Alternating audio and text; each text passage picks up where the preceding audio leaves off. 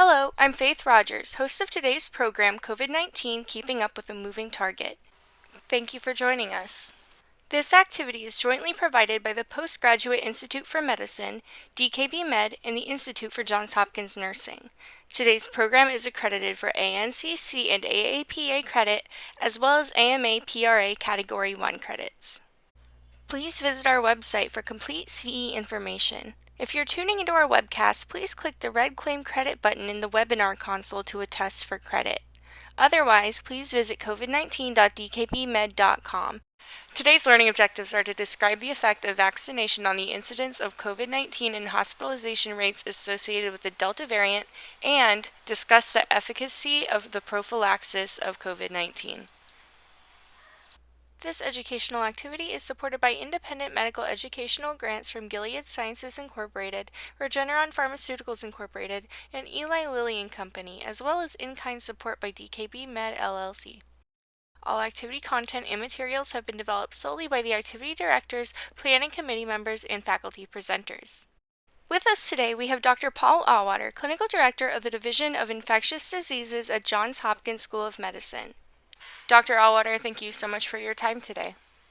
Yeah, thank you, Faith. And as an infectious disease physician, I find the tempo of the pandemic at some times approaching whiplash speed. And indeed, hasn't the landscape changed in just a month or so? I will remember that there were times where I saw that there were almost 10,000 or 9,000 cases diagnosed daily in our United States. And now, yesterday, over 140,000 cases of SARS-CoV-2 infection diagnosed.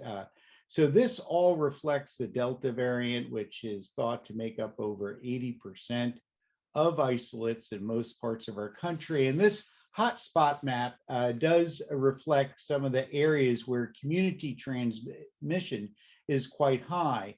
I had a patient call me that wanted to visit her family in Atlanta, and she's an older woman who has a number of health problems in her 80s and a pulmonary disorder. And although she's immunized, she wanted to know if it was safe to go. And I think these just get harder and harder questions as we're learning exactly what the Delta variant does and means for everyone, and means our own sort of risk analyses are definitely differing.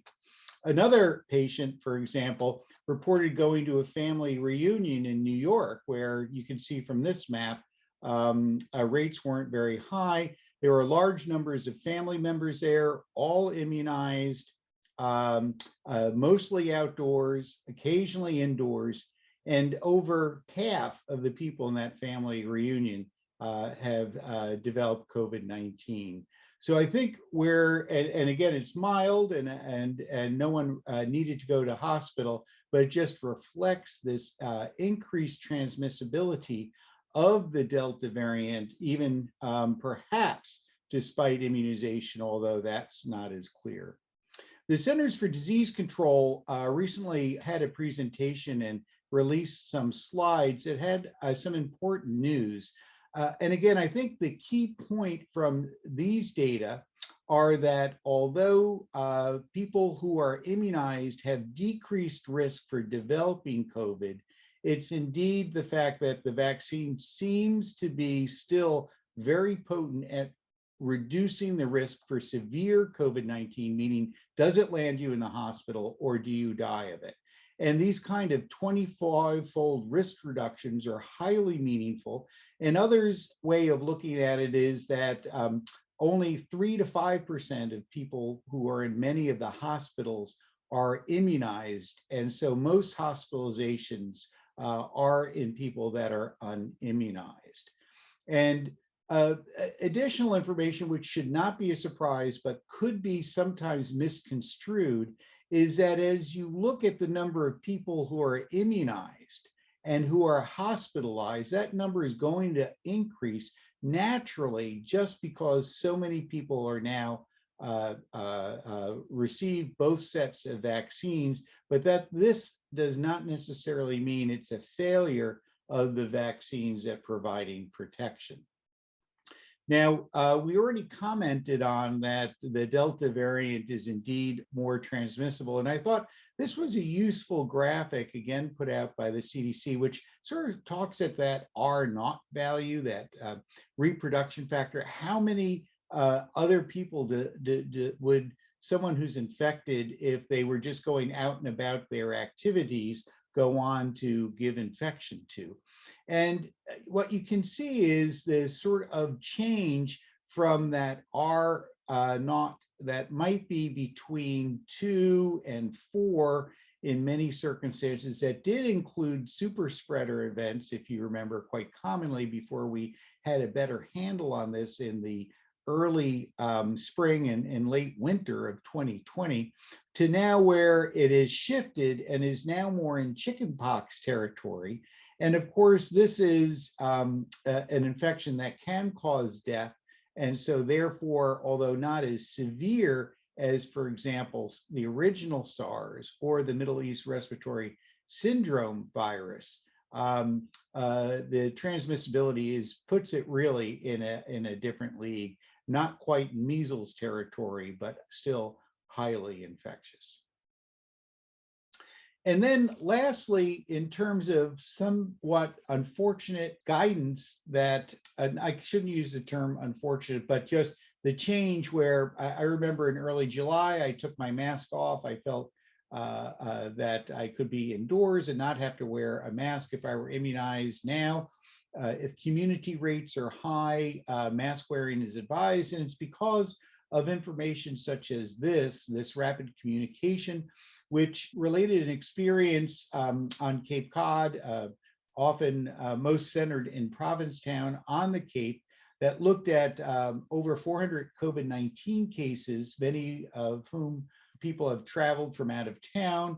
3/4 were immunized, and of those people that had testing, I believe it was about 130, had the Delta variant. And of course, many of the people had come into the 4th of July for public events, parties, and so on and so forth. And you can see from this bar graphing, really the large numbers of people that were mostly immunized that developed COVID-19. Now, importantly, although this kind of study can't really tell you that it prevented severe disease, I'll note that reports have said that only 7 immunized people had landed in the hospital. So it does suggest that only a small percentage actually developed severe COVID-19.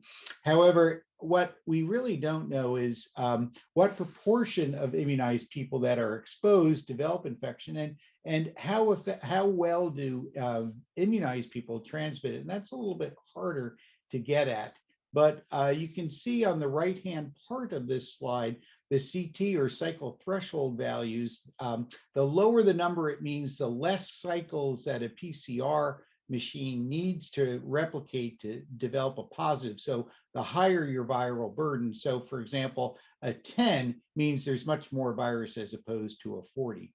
And I think the surprising thing from this report is that even immunized people had very similar CT values to unimmunized people, which really speaks to the very high amounts of virus, despite immunization, that can be propagated in your nostrils, basically, and as a surrogate, probably also in your respiratory system, which means that possibly you are going to be as infectious as someone else. And this has led to the recommendations for masking again, especially indoors in many locations where there are higher community rates, and to revisit whether we need to have capacity limits and so on. And of course, this is very disappointing and frustrating.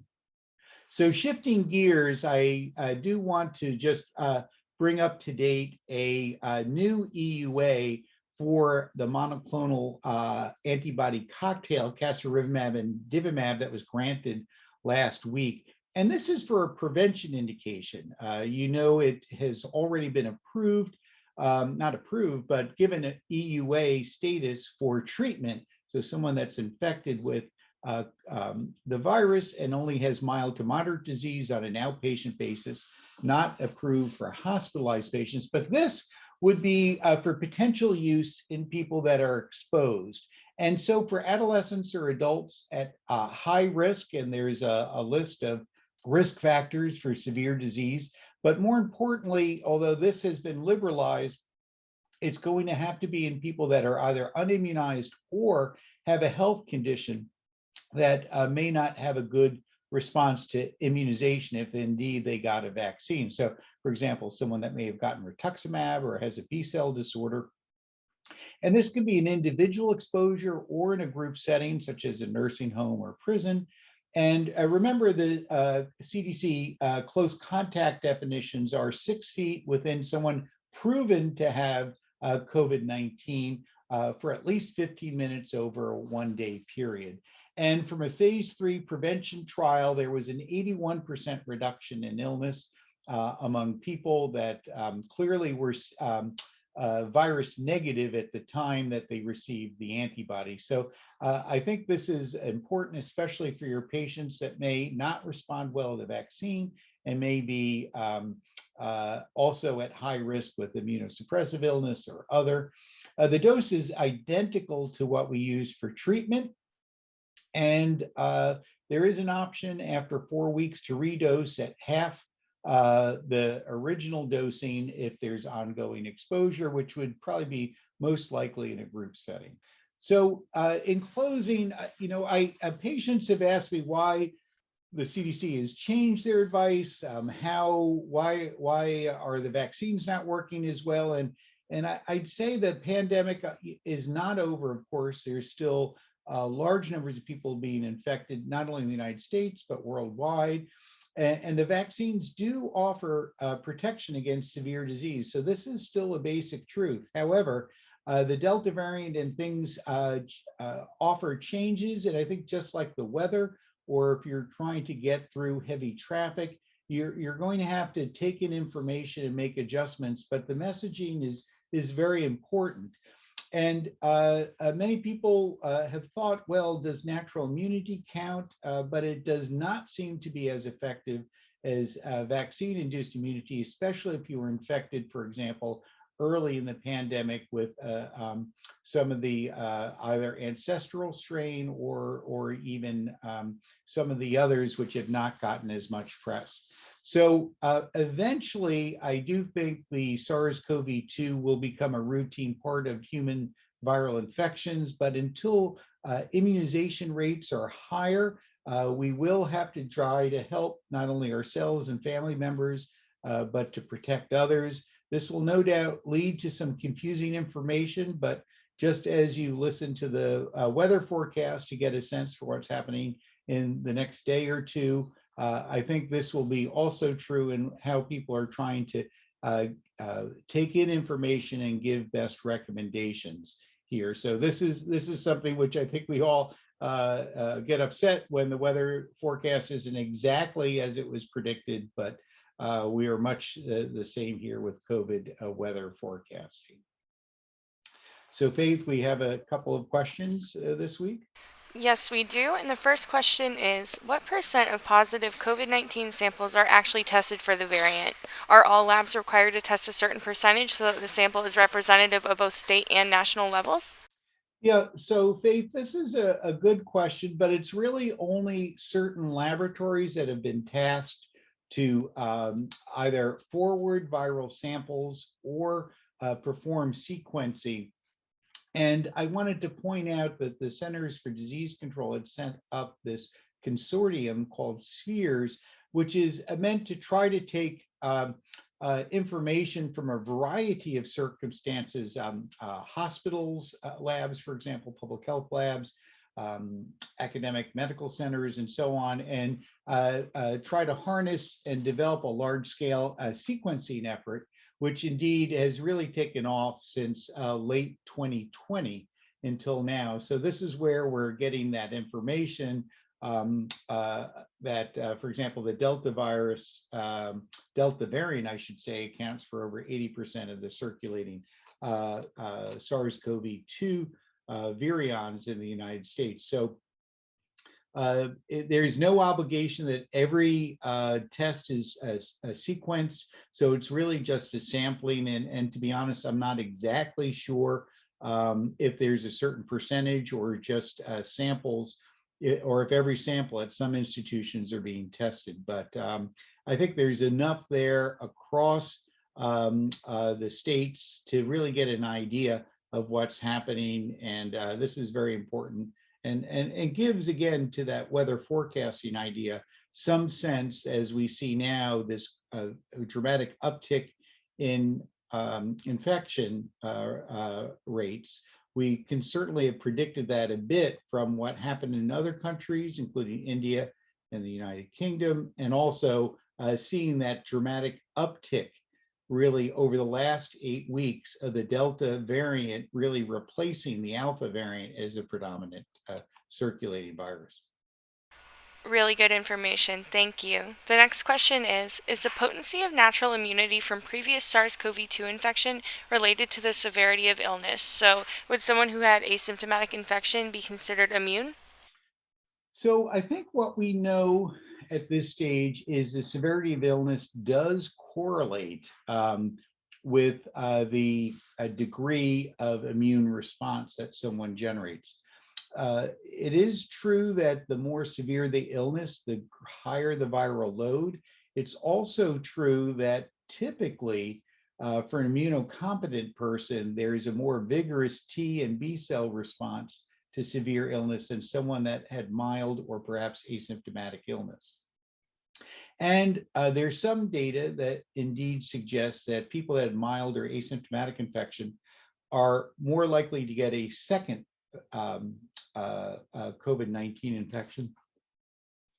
And this indeed happened to a 19-year-old family member who was in a school and indeed had COVID, and then 4 to 5 months later had a second bout of COVID-19, an otherwise healthy person. So, and I think the first time there were very few symptoms that developed, and the second time actually more illness. So that's sort of just an example. How long someone is protected is just such a variable response on the individual that I don't think you could say universally that someone that has mild illness is prone definitely to reinfection. But I would say there's a strong argument regardless that if you did have COVID-19 infection, that natural immunity can be boosted through immunization and offer you far higher levels of protection, especially against the circulating Delta variant. If you're tuning into our webcast, please click the red Claim Credit button in the webinar console to attest for credit. Otherwise, please visit covid19.dkbmed.com. Any questions or issues, feel free to email us at the address listed.